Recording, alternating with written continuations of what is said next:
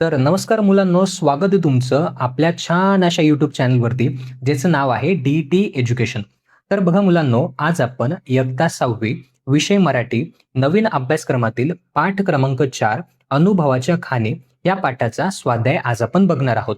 तर बघा, या चॅनलवरती इयत्ता 6वी नवीन अभ्यासक्रमाचे सर्व व्हिडिओज अपलोड केले जाणार आहेत. जर तुम्ही ह्या चॅनलवरती नवीन असाल तर चॅनलला आत्ताच सबस्क्राईब करून ठेवा. तर बघा, पाठ क्रमांक 4 आहे अनुभवांच्या खाणी. आता स्वाध्यायातला पहिला प्रश्न आहे. प्रश्न क्रमांक 1, का ते लिहा. प्रश्न आहे, घरी येताना सौरभचा चेहरा फुललेला होता कारण. आता यामागे कारण काय होतं? कारण सौरभला शाळेमध्ये म्हणींवरील स्पर्धेत प्रथम क्रमांक मिळालेला होता. तर ह्या प्रश्नाचं उत्तर कसं लिहिणार? त्याला म्हणींवरील स्पर्धेत प्रथम क्रमांक मिळाला होता, म्हणून घरी येताना सौरभचा चेहरा फुललेला होता. यानंतर हा प्रश्न आहे, सौरभ घरी आला तेव्हा आई घरी नव्हती कारण. कारण सौरभ जेव्हा घरी आला तेव्हा आई शेजारच्या राधा काकूंकडे गेलेली होती. तर ह्या प्रश्नाचं उत्तर कसं लिहिणार? ती शेजारच्या राधा काकूंकडे गेलेली होती. यानंतर ई प्रश्न आहे, सौरभच्या शाळेने एक उपक्रम घेतला कारण. आता शाळेमध्ये कोणता उपक्रम घेतलेला होता? तर बघा, अवयांवर आधारित जास्तीत जास्त म्हणी तयार करा हा उपक्रम शाळेने घेतला होता. आता हा उपक्रम का घेतला होता? कारण मराठी भाषेला अभिजित भाषेचा दर्जा मिळालेला होता. तर ह्या प्रश्नाचं उत्तर कसं लिहिणार? मराठी भाषेला अभिजित भाषेचा दर्जा मिळाला होता, म्हणून सौरभच्या शाळेने एक उपक्रम घेतला. यानंतर ई प्रश्न आहे, आजी चकित होऊन सौरभकडे पाहत राहिली कारण. कारण बघा, जेव्हा आजीने विचारलं की सौरभ तुला किती म्हणी येतात त्या सांग, तेव्हा सौरभ एकामागे एक अशा अनेक म्हणी सांगत होता. त्यामुळे आजी चकित होऊन सौरभकडे पाहत राहिली. आता ह्या प्रश्नाचं उत्तर कसं लिहिणार? तर बघा, सौरभ धडाधड अनेक म्हणी सांगत होता, म्हणून आजी चकित होऊन सौरभकडे पाहत राहिली. तर असं ह्या प्रश्नाचं उत्तर तुम्ही लिहिणार. यानंतर बघा, पुढचा प्रश्न आहे. प्रश्न क्रमांक 2, कोण ते लिहा. आता प्रश्न आहे, राधा काकूंकडे गेलेली. तर राधा काकूंकडे कोण गेलेली होती? तर सौरभची आई. तर ह्या प्रश्नाचं उत्तर तुम्ही लिहिणार आई. यानंतर हा प्रश्न आहे, म्हणी व वाक्प्रचार पुस्तकाचे लेखक. आता तुम्हाला पाठामध्ये ह्या पुस्तकाचे लेखक तुम्हाला दिलेले आहेत, जे आहेत डॉक्टर अरुण जोशी. यानंतर ई प्रश्न आहे, धाड धाड म्हणी सांगणारा. तर कोण म्हणी सांगत होता? तर सौरभ. तर ह्या प्रश्नाचं उत्तर तुम्ही लिहिणार सौरभ. यानंतर ई प्रश्न आहे, सौरभकडे कौतुकाने पाहणारे. तर सौरभकडे कोण कौतुकाने पाहत होती? तर त्याची आजी. तर ह्या प्रश्नाचं उत्तर लिहिणार आजी. तर अशा पद्धतीने कोण ते लिहा हा प्रश्न तुम्हाला सोडवायचा असणार आहे. यानंतर बघा, पुढचा प्रश्न आहे. प्रश्न क्रमांक 3, 2 ते 3 वाक्यात उत्तरे लिहा. यामध्ये प्रश्न आहे, म्हणींवर आधारित स्पर्धेची अट कोणती होती? आता कोणती अट होती? तर बघा, म्हणींवर आधारित स्पर्धेत शरीराच्या अवयवांचा उल्लेख असणाऱ्या म्हणी सांगायच्या होत्या. जास्तीत जास्त म्हणी सांगणारा स्पर्धक विजेता ठरणार होता. तर ही अट होती. तर प्रश्नाचं उत्तर तुम्हाला अशा पद्धतीने लिहायचं असणार आहे. यानंतर हा प्रश्न आहे, ही स्पर्धा मी आजीमुळे जिंकलो असे सौरभ का म्हणाला? तर बघा, ह्या प्रश्नाचं उत्तर काय लिहिणार? आजी रोज बोलताना अनेक म्हणी वापरत असे. त्या म्हणी ऐकून व त्याचे अर्थ समजून घेतल्यामुळे सौरभला खूप म्हणी माहीत झाल्या. त्यामुळे त्याने ही स्पर्धा जिंकली असे तो म्हणाला. तर अशा पद्धतीने या प्रश्नाचं उत्तर तुम्ही लिहिणार. यानंतर ई प्रश्न आहे, म्हणी व वाक्प्रचार यांची वैशिष्ट्ये कोणती? तर ह्या प्रश्नाचं उत्तर तुम्ही लिहिणार. तर पाठामध्ये दिलेलं आहे, म्हणी व वाक्प्रचार कमी शब्दात मोठा अर्थ व्यक्त करतात. त्याचबरोबर बघा, ते भाषेला गोडवा, प्रभावीपणा आणि समृद्धी देतात. तसेच व्यवहार ज्ञान व संस्कारही शिकवतात. तर अशा पद्धतीने ह्या प्रश्नाचं उत्तर तुम्ही लिहिणार. यानंतर बघा, पुढचा प्रश्न तुम्हाला दिलेला आहे, खेळूया शब्दांशी. यामध्ये पहिला प्रश्न आहे, खालील चौकोनात काही म्हणी लपलेल्या आहेत. चौकोनातील म्हणी शोधा आणि लिहा. शिक्षकांच्या मदतीने त्याचा अर्थ समजून घ्या. आता बघा, तुम्हाला स्क्रीनवरती डायरेक्ट उत्तर दाखवलेलं आहे. त्या उत्तरातील म्हणी तुम्ही वहीमध्ये लिहू शकतात.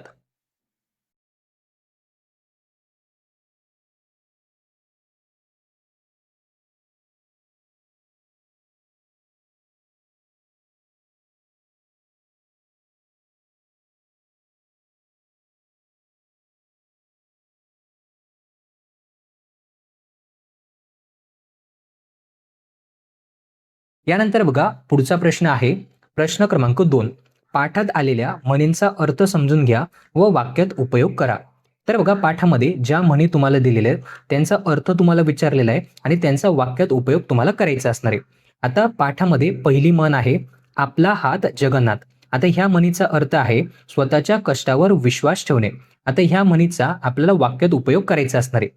तर बघा वाक्य तुम्ही लिहिणार, मेहनत करणाऱ्यासाठी आपला हात जगन्नाथ असतो. तर अशा पद्धतीने ही म्हण तुम्ही वाक्यामध्ये वापर करू शकतात.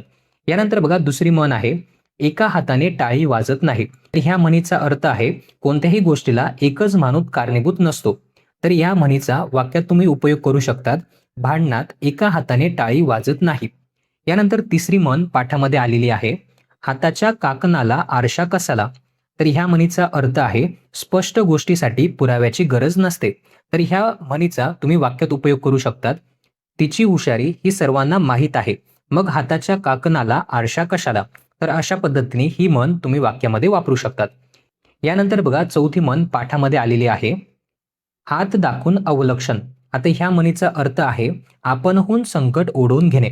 आता ह्या म्हणीला तुम्ही वाक्यात वापरू शकतात, परीक्षा सुरू होण्यापूर्वी अपयशाची भाषा करून हात दाखवून अवलक्षण करू नये.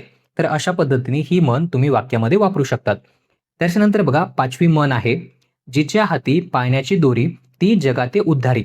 आता ह्या म्हणीचा अर्थ आहे आईचे जीवन घडणीत मोठे योगदान असते.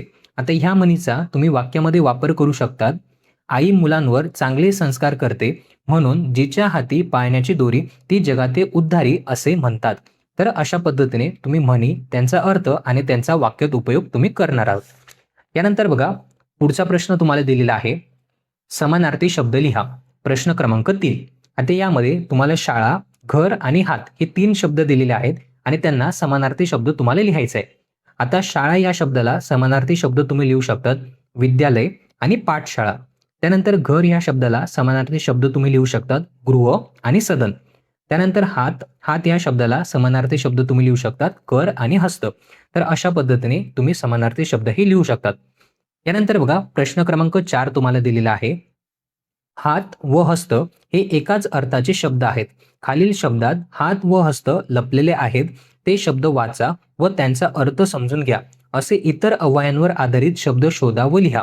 आता बघा हात आणि हस्त हे एकाच अर्थाचे शब्द आहेत. यासारखे शब्द तुम्हाला खाली दिलेले आहेत, हातोडा, हातकंगण, हातकडी, हस्तक्षेप, हस्तकला, हातमोजे. यानंतर हस्तरेखा, हस्ताक्षर, हातखंड, हस्तलिखित, हस्तांदोलन, हस्तगेत, हातशिलाई आणि हातचालाखी. तर बघा हे जे शब्द आहेत यामध्ये हात आणि हस्त हे शब्द लपलेले आहेत.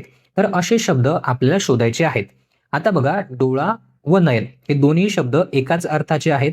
आता यावरून आपण शब्द लिहू शकतो, डोळस, डोळे कोण, नयनरम्य आणि नयन सुखद. त्यानंतर दुसरं तुम्ही लिहू शकतात, तोंड व मुख हे दोन्ही शब्द एकाच अर्थाचे आहेत. आता यावरतून शब्द तुम्ही लिहू शकतात, तोंडपाठ, तोंड ओळख, मुखपृष्ठ, मुखवटा, मुखोद्गत. यानंतर तिसरा तुम्ही लिहू शकतात, दात व दंत हे दोन्ही शब्द एकाच अर्थाचे आहेत. ज्यावरतून तुम्ही शब्द लिहू शकतात, दातखिळी, दंतमंजन, दंतकथा, दंतवैद्य. तर अशा पद्धतीने ह्या प्रश्नाचं उत्तर तुम्ही लिहू शकतात. तर बघा विद्यार्थी मित्रांनो, हा होता आपला आजचा व्हिडिओ. आजच्या व्हिडिओमध्ये आपण पाठ क्रमांक 4 अनुभवांच्या खाणी या पाठाचा स्वाध्याय आज आपण बघितलेला आहे. जर तुम्हाला आजचा हा व्हिडिओ आवडला असेल तर व्हिडिओला नक्की लाईक करा. जर तुम्ही आपल्या ह्या चॅनलवरती नवीन असाल तर चॅनलला सबस्क्राईब करायला विसरू नका.